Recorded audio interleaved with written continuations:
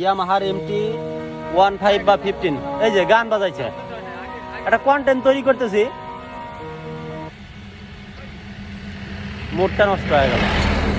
আচ্ছা, ইয়ামাহার এমটি 15 মানে গাড়িটা আমার কাছে এত ভালো লাগছে, এর আগে আমি দেখি নাই, অনেকদিন যাবত নাকি আসছে। আমি আবার নিজের জিনিস ছাড়া কখনো কারো জিনিসে হাত দেই না।